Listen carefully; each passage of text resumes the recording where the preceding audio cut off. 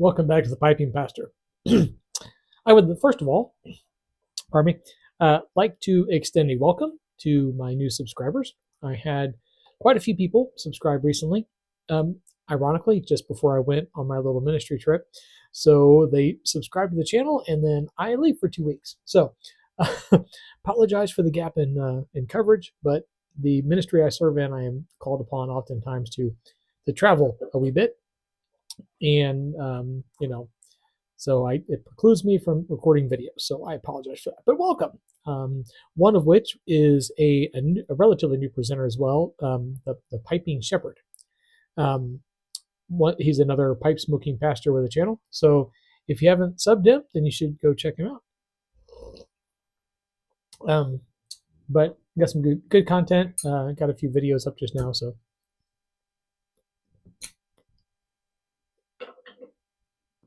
again, thank you for subscribing, all those who newly joined. I am continually humbled by the fact that there are people out there who just enjoy listening to me ramble. So thank you. Well, today I am smoking in my Boswell billiard pipe here, and I'm smoking my Burley Balkan Supreme. This is a blend that was born out of necessity and has a tragic backstory. A couple years ago, I went home for the holidays, and there is a pipe shop in Indianapolis called the Pipe Puffer. And so I popped in there, and they had some bulk blends, and I was like, I want to get some year blends. I was, hoping that they had a blender there in house, who would do their own blends. And I asked, do you have your own blends? And they said yes. So they pointed me back to the bulk blends. And there they have one labeled Balkan Supreme. It's like, that's a generic title, but okay. I'm just going on their word that they make this and blend this there themselves. They pops the lid, and out wafts this huge hit of Latakia. And I'm a big fan of Latakia, so I was like, this one's for me. So I grabbed 2 ounces of that. Well, I go back to the little rental place that I had there, and I load up a pipe, and I was thoroughly disappointed. It had the bag note was just super strong Latakia, but the flavor was nowhere near there. It was just a mouthful of blah. Really disappointing. So didn't think anything more of it. Packed it in the suitcase and brought it home. And then I had a tobacco order come in, and I was going through and trying some of the Burley blends by Cornell and Deal. And I had just received Burley Flake number 4. Pretty sure it was number 4. And it was way over the top for me. It was it was a punch in the mouth. So I was like, well, you know what? I have this in here that's like hot air, and this one here that's just like really harsh, like a cheese grater in my mouth. So let me put the two together. Maybe it'll mellow out. So I combined the two together, and taste-wise was not too bad, but the room note was atrocious. At this time in the house we were in, I smoked in the garage, and typically I would smoke out there, and the wife might get a whiff or something else, but this time with this particular tobacco blend that I had just done, it permeated the house from the garage, and she was like, that is awful. And so I came back in. I went back out to the garage a couple hours later for something else, and it was still lingering. And it was just like some really bad, cheap cigars, like people smoking really bad, cheap cigars in the garage for like hours. That's what the room note was, just horrendous. So I said, okay, well, this one is going to have to chill out for a while. So I jarred it up, stuck on the shelf, and it sat there for the last 2 years. I just cracked it open yesterday after 2 years. It's like a totally different tobacco. It's mellow, it's sweet, it's smoky.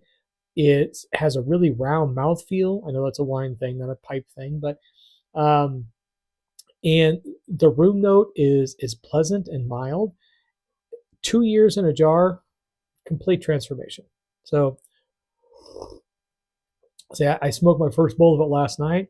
And I was like, wow, this is amazing. It almost makes me wish I would have bought more of the stuff back then and jarred it up had I known. But happy ending.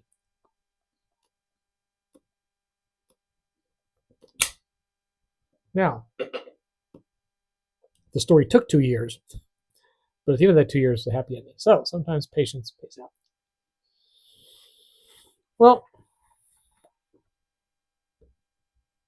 I was having a conversation today with someone about living through trials.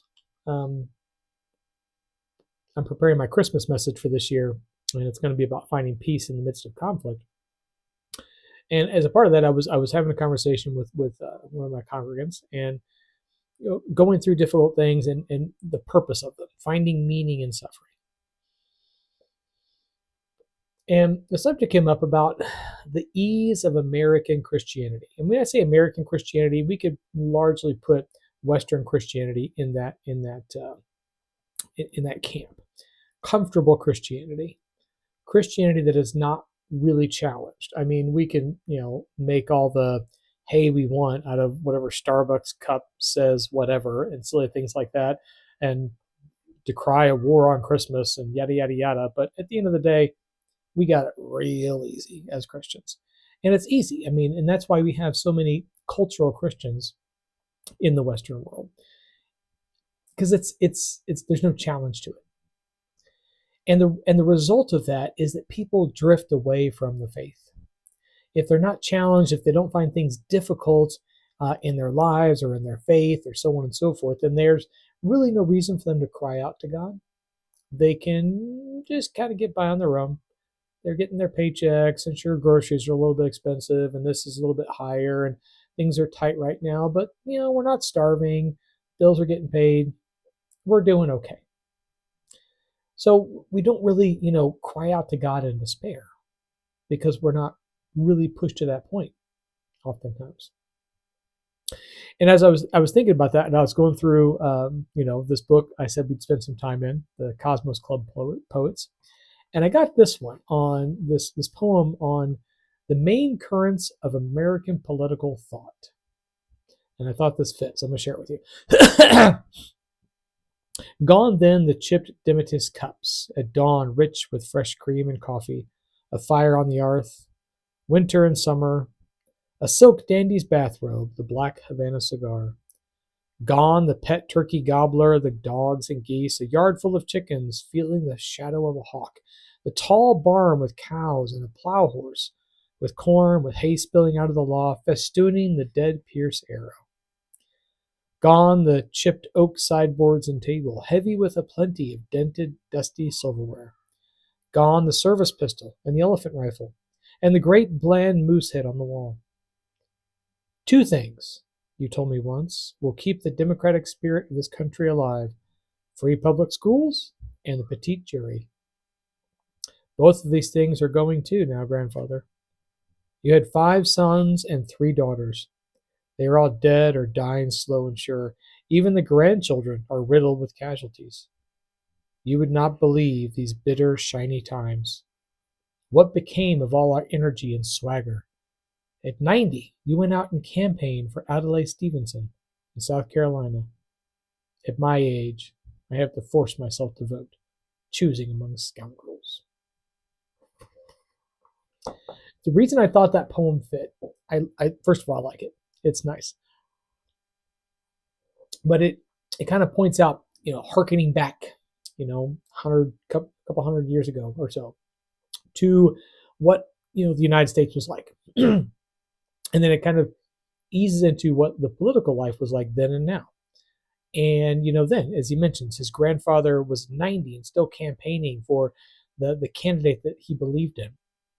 And today, we have to set reminders in our phone. Oh, I got to register to vote. Oh, I got to go to the vote. Oh, God, I got to take off work to go vote, right?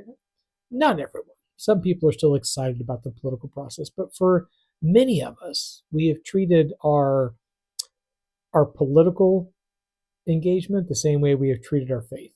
It's unchallenged, and so it becomes comfortable, and we don't get involved. Many of us live in states or districts that are locked in red or blue.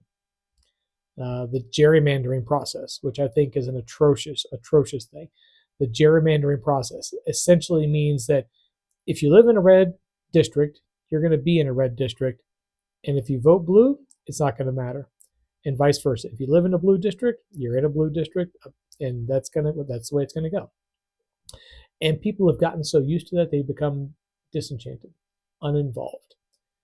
If you're a liberal and you live in Indiana, or if you're a conservative and you live in Southern California, why get involved? You know it's going to go one way or the other, right? You get involved for the same reason that you seek out challenges to your faith. Because God did not call us to live in conflict and challenge because God's cruel. It's because it draws us closer to God. It reveals more of ourselves to ourselves. It enables us to deepen our faith. It's the same way with engagement in politics, right? Getting on the front lines, going out and canvassing, talking to people, getting involved in campaigns makes you really question what it is that you're fighting for. And it shows people that you're really involved, and someone else might get really involved. If you're living through challenges in your faith and you're really pressing into God and you're really seeking God's face, God will reveal God's self to you in ways that you cannot imagine. Your faith will be strengthened, and the people around you can be as well. Well, that is it for this time. I'm going to turn back to my rescued tobacco. I obviously will be doing Christmas services next week. So I may go get a video out next week, the day after Christmas, because I'd like to say Merry Christmas to everyone. But up until that point, I hope whatever it is you're doing, that you most of all, enjoy the time. Right? Don't get caught up in all the checklist and the to-dos and yada yada yada. And for God's sakes, don't get caught up in all the shopping frenzies. Remember what this time of year is really about, and choose that as personal reflection. So I am going back to my pipe. I hope you have a lovely week. As always, happy reading.